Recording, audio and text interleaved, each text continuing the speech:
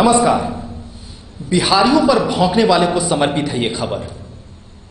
कोई अपना घर, अपनी मिट्टी यूं ही नहीं छोड़ता, कुछ तो मजबूरी होती होगी।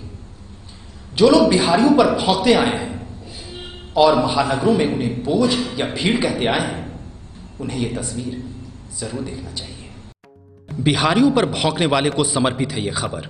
कोई अपना घर, अपनी मिट्टी यूं ही नहीं छोड़ता, कुछ तो मजबूरी होती होगी। अपना देह है, अपना खून है, उसे जलाते हैं और 2 वक्त की रोटी खाते हैं। बदले में पूरा शहर बसाते हैं।